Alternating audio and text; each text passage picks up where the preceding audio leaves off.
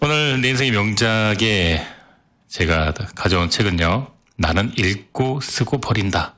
손웅정. 여러분들 손웅정 누군지 감이 오십니까? 네, 맞습니다. 바로 한국이 낳은 세계적인 축구선수 손흥민, 흔히 우리가 써니라 그러죠. 네, 써니의 아버지 손웅정 씨의 책입니다. 굉장히 심플한 분이세요. 네, 남자다운 분이시고요. 자기 철학과 주관이 분명한 분이시고요. 그리고 정신력과 인내와 끈기와 의지가 굉장히 강하신 분입니다. 가끔 인터뷰하는 거 보았어요. 짧은 클립으로 봤는데 강렬한 인상 지울 수가 없었습니다. 프로필, 이 책 날개에도 이렇게 나와요. 이제 사진 하나 딱 있고요. 딱 4줄이 나옵니다. 이제 이거를 1쭉 펼치면 2줄일 것 같은데 이 구도상으로 4줄입니다. 대한민국 전 축구선수, 현 축구 지도자, 유소년 축구교육센터, 손축구 아카데미에서 아이들을 가르치고 있다. 지은 책으로는 모든 것은 기본에서 시작된다가 있다. 끝입니다. 말이 많지가 않아요. 네, 인터뷰, 그래서 책이 대담 형식으로 꾸며져 있어요. 이 책을 시작하기에 앞서서 이 책에 함께하며라는, 그러니까 서문이라고 볼 수 있죠. 그 서문 소개해 드리도록 하겠습니다. 이 책에 어떤 핵심적인 내용을 담고 있어서 꼭 제가 낭독을 해드리고 싶었어요. 지난달에 제가, 그러니까 1주 전에 책을 구입을 했는데 이 책 집필이 마무리된 게 4월 달로 나오네요. 네, 이럴 때 따끈따끈하다는 표현을 쓰죠. 읽어드리겠습니다. 함께하며. 나의 버림이 나의 버림으로 이해받을 수 있다면. 안녕하십니까, 손웅정입니다. 이 한 줄 써놓고 몇 날 며칠 허송세월 보냈습니다. 제가 제일 싫어하는 게 다른 사람에게 패 끼치는 건데 이 일에 관계된 얼마나 많은 분들의 시간이 얽혀 있을까 생각하니 정신이 번쩍 듭니다. 책상 앞에 앉아 그래도 쉽사리 글이 나오지 않았습니다. 볼펜을 쥔 손이 하는 일도 없이 땀만 납니다. 아무래도 말을 너무 많이 한 게 아니었나? 이유는 글이 아니라 말에 있다 싶으니까 다시 처음으로 돌아가게 됩니다. 이렇게 저러한 사람이 자꾸 모자랍니다. 핑계 찾느라 제자리 걷기에 여념이 없습니다. 2023년 3월 영국에서 제 독서노트 6권을 챙겨 한국으로 왔습니다. 흥민이를 포함해 가족 어느 누구도 이 노트를 보인 적이 없습니다. 지난 15년간 책 읽고 독서 노트 쓰는 일이 제 일상이었습니다. 호들갑스럽게 유난 떨며 얼굴 보일 일은 정말 아니라는 생각입니다. 가족들도 제 성격을 알기 때문에 한번 구경해보자는 말도 안 했습니다. 물론 본다 한들 제 악필 때문에 이해도 못했겠죠. 이 노트가 이토록 자유롭게 여러 권으로 기록될 수 있었던 건 단 한 번도 책으로 귀환을 꿈꿔본 적 없기 때문입니다. 이 보잘것없는 독서노트의 목적은 그저 나 하나 좋자고 시작한 아주 작은 사소한 시작이었습니다. 우연한 자리에 뵙게 된 김민정 시인님께 스치듯 말씀드렸던 기억이 납니다. 그런데 얼마 안 가 이 말에 그만 제가 붙들리고 말았습니다. 나 하나 좋자고 시작한 아주 사소한 일이 이렇게 모두를 위한 아주 커다란 일이 될 수 있는지 저는 지금도 시인님의 그 말을 온전히 이해할 수는 없습니다.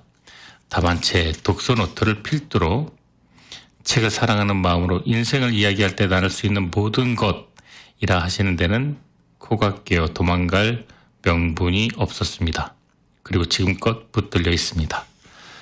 김민정 시인님과 출판사 난다의 유성원 차장님과 드문드문 만나 나눈 이야기가 한 권의 책이 되었습니다.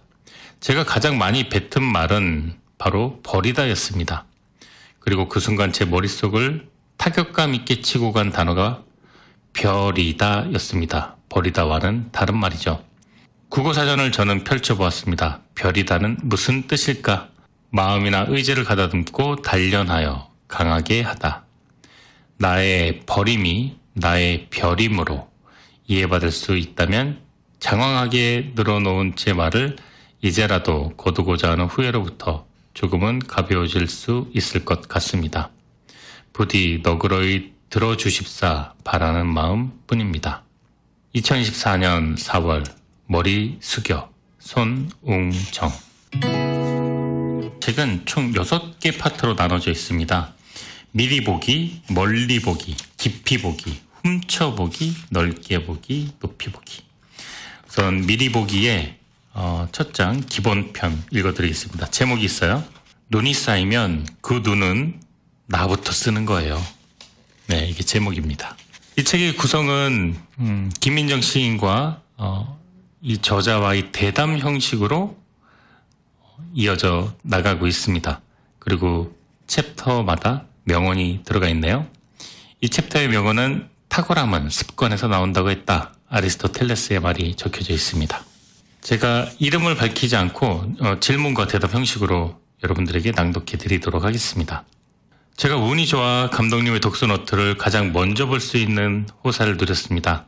집에 불이라도 나서 이 노트가 다 타버리면 어떻게 되나 읽는 내내 저는 전전긍긍했어요. 독서노트는 감독님의 첫 책에 잠시 언급되기도 했는데요. 감독님에게 책은 어떤 존재인가요? 저에게 책은 절대적인 겁니다. 근 30년 저는 책을 읽었습니다. 흥민이가 함부르크 갈 무렵이니까 또 글을 쓴 거는 15년 정도 된 것 같아요. 한국에 나갈 때마다 책을 한 번에 한 20, 30권 정도 챙겨갔던 것 같아요. 모자라면 사람을 통해서 받기도 하고 책을 많이 가져가는 이유는 간단합니다. 매일 읽어야 되기 때문이죠. 책이 먼저 내 눈앞에 있으면 선별하면서 읽을 순서를 정합니다. 보통 좋은 책은 3번 정도 읽어요. 처음 읽을 때는 검정펜, 두 번째는 파란펜, 마지막에는 빨간 펜을 씁니다. 저는 삼색 볼펜은 안 써요. 독서할 때, 노트할 때 뭔가 타격감이 다르니까. 외워야겠다 싶은 문장이 나오면 줄을 팍팍 치고 사자성어나 새길 단어에는 별 표시도 하고 나중에 더 공부해야 되겠다 싶은 그런 것들은 또 메모도 하고 아주 전투적으로 책을 읽고 있습니다. 네, 그러면 그렇게 매일 읽고 쓰시니까 집에 책이 엄청 많겠어요? 아니, 전혀요. 저는 책 읽고 쓰고 난 다음에 바로 그 책은 다 버려요. 사실 버리는데도 용기가 필요하잖아요. 단호한 결단에서 비롯되는 거니까 책은 버리지만 난 이미 책에서 취할 핵심은 다 가진 뒤니까 망설임이 없습니다. 책을 산 건 난데 어느 순간 책이 나를 소유하고 있더라고요. 내 소중한 공간을 다 차지하고 주인 행세를 하고 있더라고요. 사람마다 생각이 다를 수 있겠지만 책꽂이에 책을 쭉 꽂아놓은 모양새가 나 책 읽었네 라고 티내고 자랑하는 것 같아서 싫더라고요. 또 그 책, 먼지 그거 다 내가 청소받기 더 돼요. 그리고 솔직히 우리 그거 나중에 다시 꺼내 보겠어요? 안 보겠어요? 무엇보다 기본이라는 단어가 작가님에게 빈번하게 등장하는 것 같은데요. 첫 책의 근간이 되었던 단어인 것 같기도 합니다. 네, 다른 건 볼 것도 없어요. 우리 생활 한번 들여다보자 이런 생각합니다. 화장실을 어떻게 쓰나? 침대 이부자리는 어떻게 쓰나? 그런 사소한 것들. 그게 기본이죠. 사무실 정리는 어떻게 하는가? 매일같이 쓰는 공간은 어떻게 유지되는가? 깨끗한 걸 좋아하면 그만큼의 책임이 따르죠. 왜냐하면 깨끗하게 유지하는 건 매우 귀찮은 거니까요. 게을러서 나태해서. 스티브 잡스가 이런 말 했죠. Stay hungry, stay foolish. 항상 배고픔을 유지하고 항상 어리석음을 유지하라는 거. 항상 초심을 기억하라는 거잖아요. 결국 나의 모든 부분을 탁월하게 만들어주는 것. 그건 어떻게 보면 큰 의미에서 불편함이라고 할 수 있죠. 아, 그럼 기본은 불편한 것이다? 네, 그렇죠. 결국 불편함은 노력이에요. 저는 그렇게 생각합니다. 내가 몸을 움직이지 않으면 아무 일도 일어나지 않죠. 그런데 이 불편함이 지속된다는 건 한편으로 내 몸에 좋은 습관이 만들어지고 있다는 얘기잖아요. 처음에 그 노력은 한 사람의 습관을 만들지만 그 다음부터는 그 한 사람을 만들죠. 습관이라는 건 처음에는 얄팍한 거미줄 같아도 시간이 지나면 강철 같은 쇠줄이 되거든요.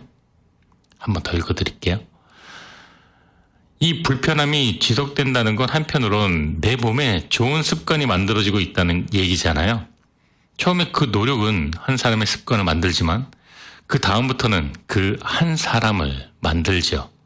습관이라는 건 처음에는 얄팍한 거미줄 같아도 시간이 지나면 강철 같은 쇠줄이 되죠. 제가 강연 중에 가끔 이런 얘기해요. 게으른 자는 하지 않은 일로 평가받고 부지런한 자는 한 일로 평가받는다. 부지런한 사람은 눈을 치워 길을 내며 가는데 게으른 사람은 그저 눈이 녹기만을 기다리고 앉았다고요.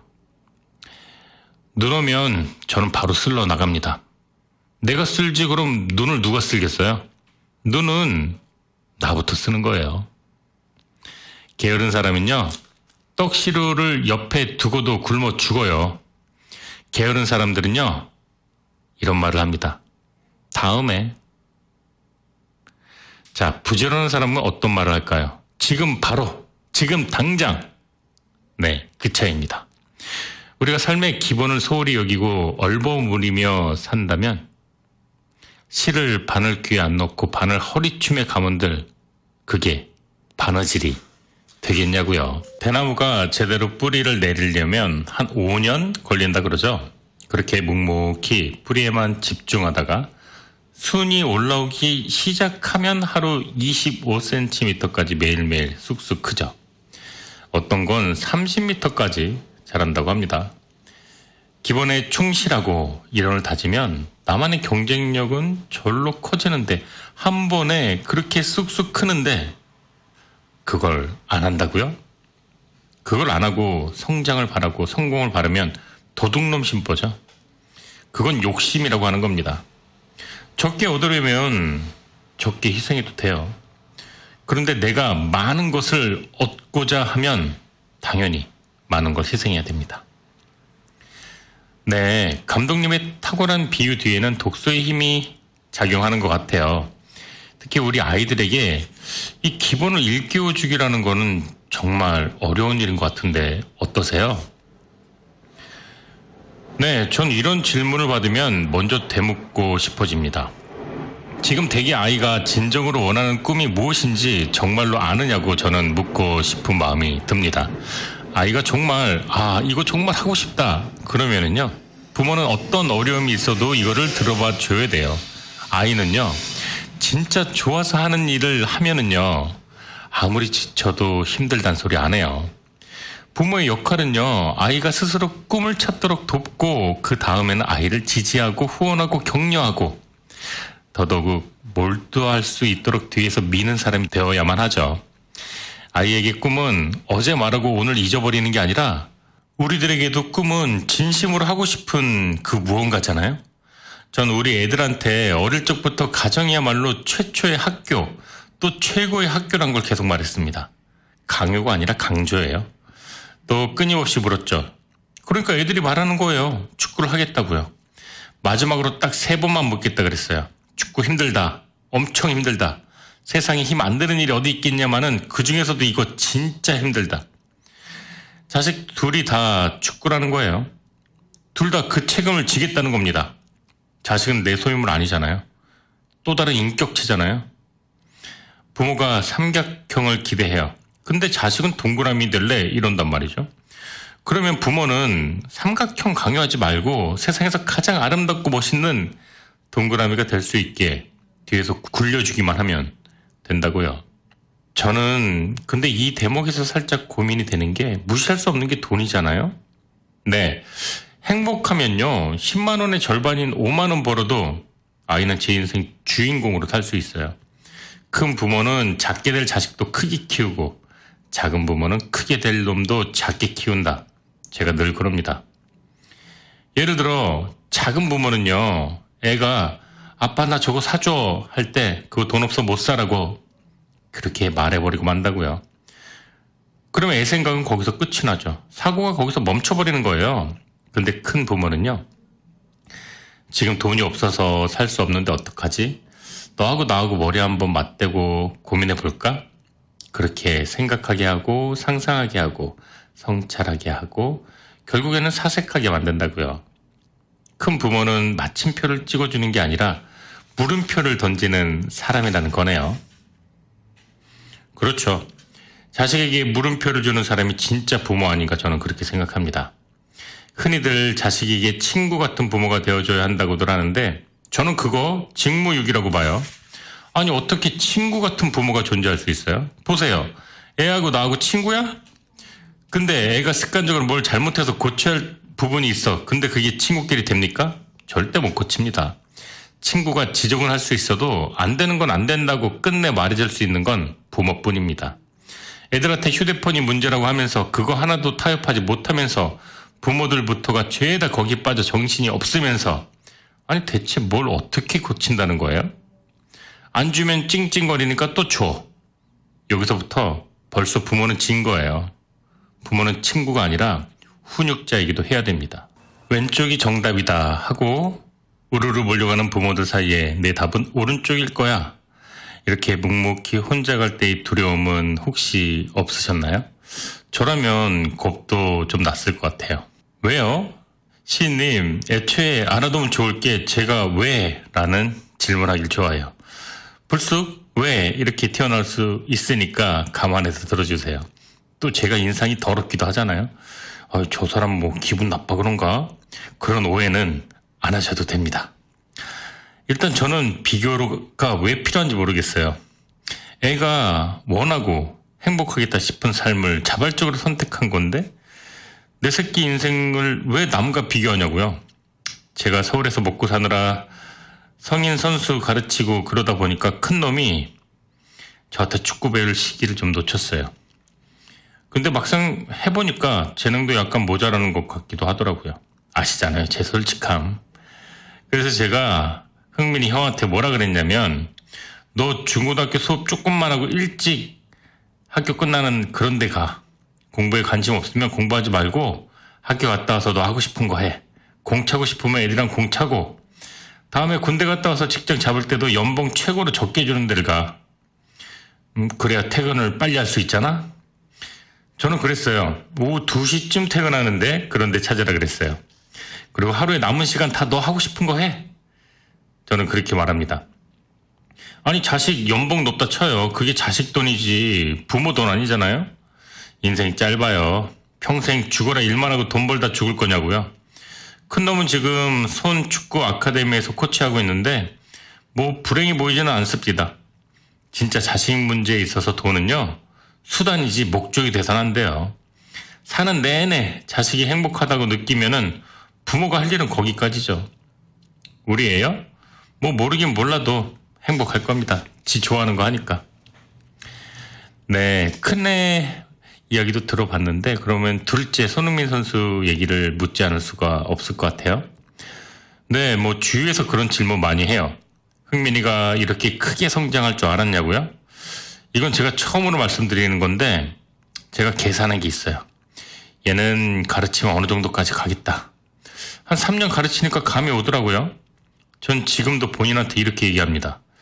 네가 처음 축구한다고 했을 때도 난 너하고 축구만 봤어. 달라진 거 하나도 없어. 난 오늘도 너하고 축구만 봐. 주변에 대고도 말합니다. 자식 성공은 자식 거고 배우자 성공은 배우자 거고 나 거기다가 난 숟가락 얹을 생각 안 합니다. 자식이 이름이 나고 그랬다고 애비가 어깨 힘주고 다니면서 꼴값 떨면 그럼 내가 여지껏 거짓말하면서 살았던 것밖에 더 돼요? 난 변함없습니다. 애도 변함없어요. 애는 애고 나는 나고 애가 지금까지 한 건 다 애 거고 내가 앞으로 할 건 다 내 거고 일관성이 있어야 된다고 생각합니다. 부모들이 이걸 놓치면 안 돼요. 이쯤이면 부자 사이에 갈등이 없겠어요? 생길래도 생길 수가요. 대화의 통로가 이렇게 하나라면요? 그렇죠. 뭐 갈등이 있을 수가 없죠. 기본기 7년 걸린 거? 짜증이요? 흥민이가요? 아니, 지 꿈이 여기 있는데 왜 짜증을 내요? 우리 둘 다 돈을 목적으로 축구를 했다면 그 시간을 과연 묵묵하게 견뎠을까요? 나는 축구하는 게 가장 행복해. 얘는 그런 마음이고 나는 너를 행복한 축구 선수로 만들 수 있어 행복해. 저는 그런 마음이고 우리 둘 다 그 마음이 맞아 떨어졌는데 갈등이 어디서 누구로부터 생길까요? 모르죠. 제가 무서워서 승민이가 따랐을 수도. 왜냐면 집중력이 떨어지거나 그러면 제가 아주 무섭게 혼냈거든요. 흥민이 장점이요? 매사에 비교적 인정을 잘한다? 네. 자기 잘못한 거 인정을 참 잘합니다. 네. 인정을 잘한다는 건 순리를 따를 줄 안다는 건데 그건 정말 사람으로서 최고 장점 아닐까요? 잘 모르지만 정말 많은 사람들이 바라보고 있으니까 손흥민 선수도 고민이 많을 것 같아요. 아무래도 자리가 또 사람을 만드니까요. 고민이야 글쎄요. 우리 아들도 저도 축구는 행복이라고 생각하는 그런 단순한 사람들이기 때문에 그 꿈 하나로 산에 올라갔고요. 산에 오르다 말고 세상에 흘러 들어가면 안 되겠죠. 세상에 흘러 들어간다는 건 말하자면 유혹 같은 거겠죠. 그러나 저는 아들에게 했듯이 한 사람 한 사람 감독님만의 가르침이 이루어진다면 그렇게 11명이 한 팀으로 뛰는 걸 볼 수 있다면 정말 환상적일 것 같은데요. 네, 일단 저 같은 사람한테 못 배웠잖아요. 그래서 그게 좀 아쉽기는 합니다. 우리 때는 이렇게 가르치는 사람은 없었거든요. 성과, 승리, 1승을 너무나도 중요하게 생각했기 때문에 기본기라든가 전술 이런 거에 집중을 못했던 것 같아요. 그래서 저는 우리 코치 선생님들에게도 이렇게 말씀드립니다. 좋은 지도자는 아이들한테 많은 경험과 기회를 제공해야 된다고. 아이들에게 얼마나 희생했는가 그 노력이 아이들의 실력에서 고스란히 드러난다고요. 그래서 가장 훌륭한 코치는 가장 뛰어난 리더십 그게 있어야 됩니다. 내 방석을 내놓을 줄 아는 사람, 다른 사람이 그 방석을 가져갈 수 있게 마음껏 판을 깔아주고 결국에는 그 자리까지 내놓을 줄 아는 사람. 저는 우리 코치 선생님들에게 늘 얘기해요. 잘된 건 당신들 거야. 그리고 당신들 뒤에 항상 내가 있어. 나머지 어떤 것도 걱정하지 마. 걱정하지 말라니요. 저도 감독님 계시는 춘천에 데려가 주시면 안 될까요? 잘 모르겠지만 수행자의 태도랄까 그런 것도 느껴지는데요. 아이고 무슨 말씀이세요. 전 수행하시는 분 발끝에도 따라가지 못합니다. 근데 가끔 그런 생각해요. 수행하는 사람들 참 매력 있는 삶이다.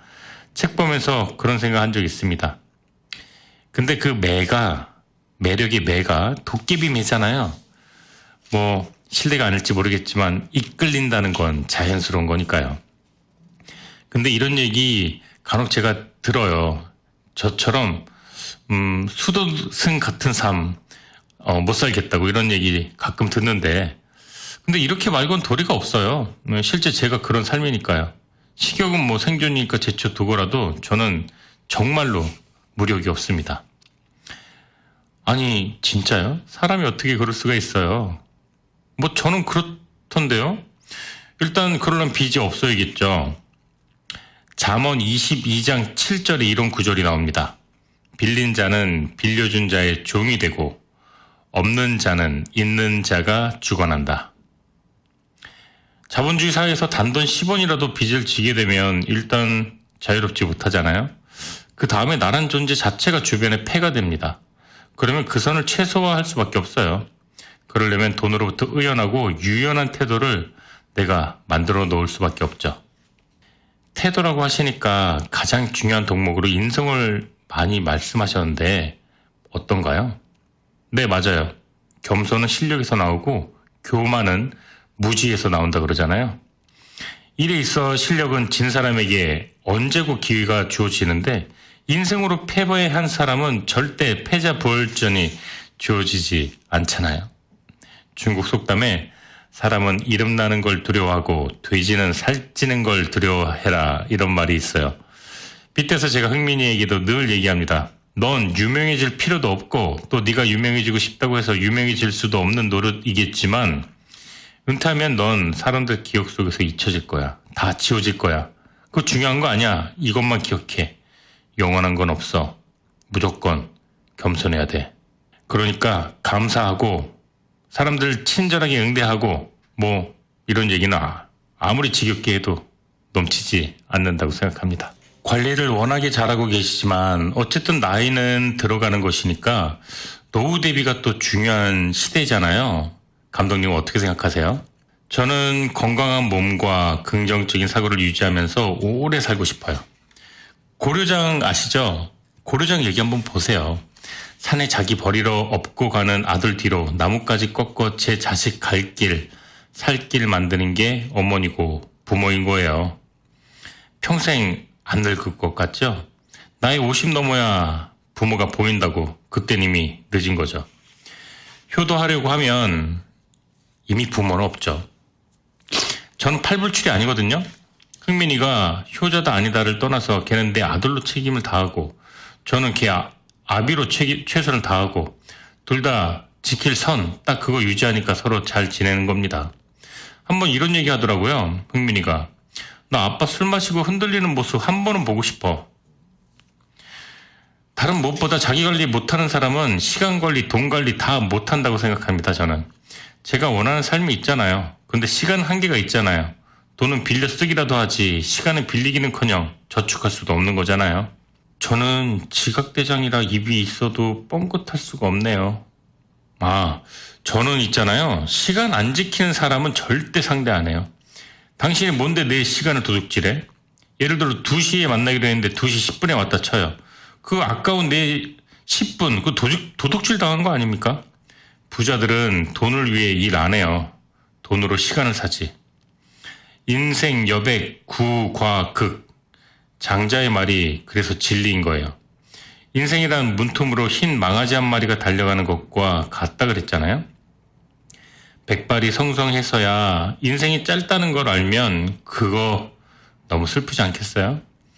아침에 회사에 지각한 거 그거 정류장까지 뛰지 않아서 천만에요. 버스를 놓쳐서가 아니라 애초에 집에서 늦게 나와 출발 자체가 늦었던 거예요. 필리핀 속담에 하려고 하면 방법이 보이고 하지 않으려면 변명이 보인다고 했어요. 실패한 사람일수록 변명에 집착합니다. 게으른 사람은 변명을 무기로 안다고요. 또 특히 어려운 게 자신과 자만을 구분하는 것 같거든요. 어떤 게 자신 있는 태도인지 그리고 조금 더 오버하면 자만인지 그 구분하는 게 어렵다고 저는 생각해요. 감독님은 어떻게 생각하시나요? 노력이죠. 이솝우화 속 토끼와 거북이 다들 아시죠? 둘이 경쟁하잖아요. 그런데 누가 이깁니까? 거북이가 이기죠. 거북이는 앞만 보고 정상을 향해 가는데 토끼는 앞도 안 보고 정상은 더 안 보고 거북이만 신경 쓰고 본단 말이죠. 내가 열정을 가지고 견눌질도 안 하고 충실히 노력하는데 어디를 어떻게 자만이 들어올 틈이 있겠습니까? 못 들어옵니다. 저는요, 우리 아카데미 사람들 쥐어짜지 않아요. 닥달하고 볶지도 않습니다. 판이 마음에 안 들면 내가 새 판을 짜면 되죠. 진짜 자신감 있는 리더는 묵묵하게 자기 길을 가지 남들 안 봅니다. 남들 왜 봅니까? 리더는 자기 계획 속에 진짜 마음에 드는 기획안이 나올 수 있게 조직원을 유도하기만 하면 됩니다. 조직원이 완성할 도화지에 슬그머니 밑그림을 그려주는 사람, 그리고 그런 사람을 조직 내 최전방에 두는 사람, 그런 사람이 진짜 리더죠. 네, 욕심과 욕망을 구분하는 일도 중요한 과제 같은데 감독님은 어떠세요? 네, 그럼요. 아무리 나 좋은 일이 들어왔다고 해서 능력도 없는데 내가 그거 턱 맡아서 했다가 여러 사람 피 보면 그게 얼마나 큰 나쁜 짓입니까? 그래서 너 자신을 알라. 그게 최고로 큰 메시지라는 거예요. 내가 감당할 수 없는 거, 그걸 욕심부려 할 건 아니잖아요. 저는 다른 욕심은 없는데 운동 욕심은 있습니다. 욕심보다 욕망이라고 표현하는 게 더 맞을 것 같은데 내가 운동에 욕망을 품는다? 그건 날 더욱더 단련시킨다는 의미니까 그거 생각해보면 굉장히 중요하죠. 내가 내 자리를 아느냐 모르느냐. 어디 멀리 볼 것도 없죠. 축구만 봐도 딱 답이 나오죠. 그리고 제 모든 에너지의 근본은 독서입니다.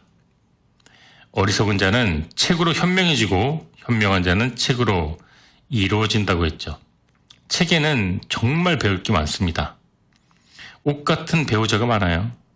배우지, 배우자. 자, 이거는 한 끗 차이입니다. 우리말이 이렇게 미묘합니다. 배우자를 결정하는 일생에서 가장 어려운 일이죠. 그 개념으로 대입을 시켰을 때 비행기에서 가장 중요한 건 관제탑이죠. 배는 항구죠. 자동차는 GPS죠.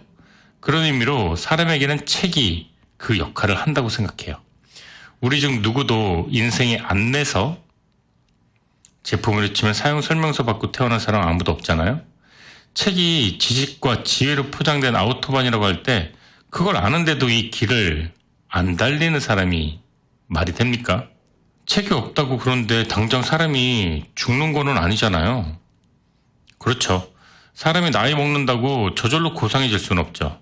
배움이란 마찰 없이는 품격도 만들어질 수가 없습니다. 독서의 정의가 뭐예요?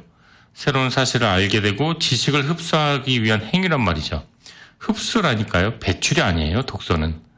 흔히 독서를 콩나물 기르는 것에 비유하기도 하는데 콩나물 물 줘봐서 알겠지만 콩나물에 물 주면 아래로 다 흘러내리잖아요. 그걸 알면서도 콩나물아 잘 자라라 이렇게 계속 물을 주잖아요. 그런데 어느 순간 보면 다 밑으로 내려간 것처럼 보였던 그 물을 먹고 콩나물 키가 길쭉길쭉 자라 있거든요. 그리고 보통 세상을 여행하듯 살라고 하잖아요. 안 가보면 절대 알 수 없다고들 하잖아요. 뭐 책이라고 다를까요? 안 읽고 어떻게 알겠어요? 내가 살면서도 내가 사는 데를 모른다? 그건 생존 문제예요. 제가 주기적으로 서점에 가거든요. 어떤 책이 새로 나왔는지, 지금 베스트셀러는 뭔지 제 눈으로 직접 봅니다. 트렌드가 있잖아요. 미국의 자동차 왕 헨리 포드가 돈의 안락함에 안주하고 고객 요구에만 오로지 집중했다면 자동차 회사 포드는 만들어지지 않았을 거예요. 대신 속도가 무지하게 빠른 마차가 만들어졌을 수도 있겠죠. 꿰뚫어 봐야 돼요. 통찰은 급변하는 미래를 예측하게 해주는 나만의 힘이지 않겠습니까? 그거는 다른 어떤 누구가, 어떤 사람이 당신을 도울 수 있는 게 아니에요. 오로지 책만이 그 일을 가능하게 합니다.